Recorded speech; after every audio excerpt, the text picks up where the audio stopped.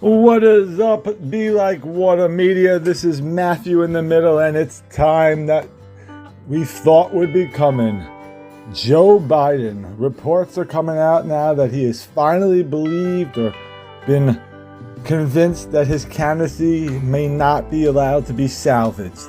That he may not be able to convince the public in the coming days that he's up for the job after just a disastrous debate performance.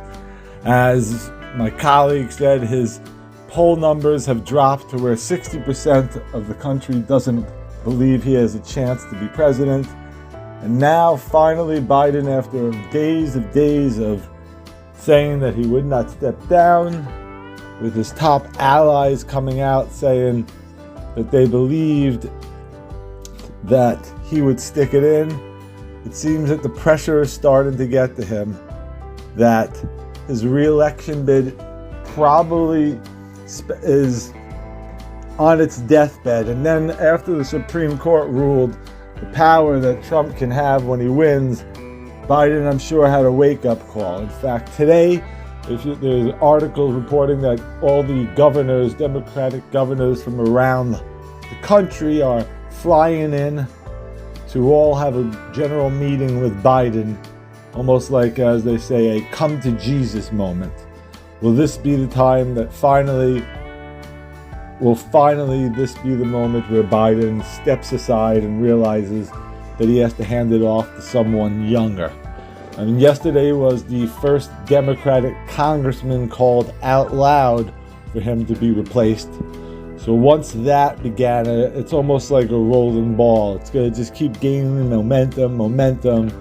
I would imagine by the end of this weekend, you'll start hearing that Biden's going to be, instead of doing interviews, they say, to talk about invigorating his image and reassuring the public, you'll start seeing things about him getting ready to wind down and sacrifice himself.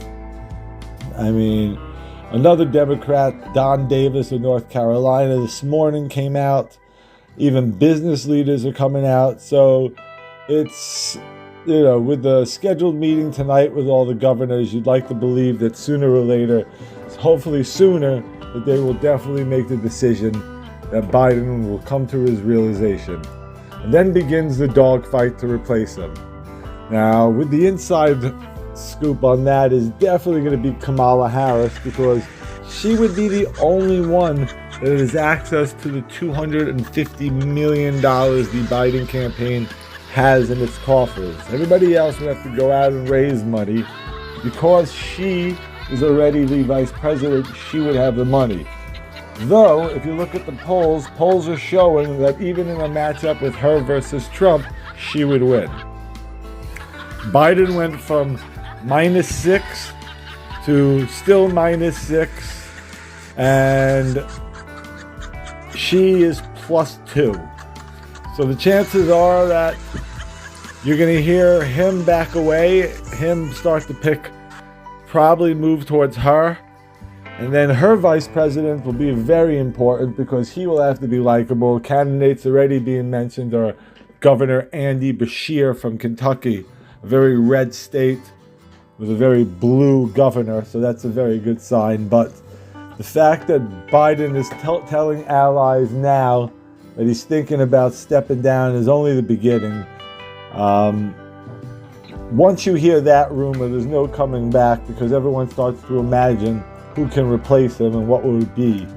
The fact that they're already doing polls to see what Newsom can do and what others can do, you realize that now it's almost the end of the innocence for Biden. So let's see what happens.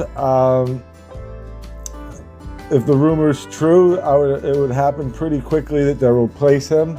If the rumor's not true, then sadly it's just going to be a long, slow slog till November, with one candidate slowly dying and the other candidate slowly going crazy.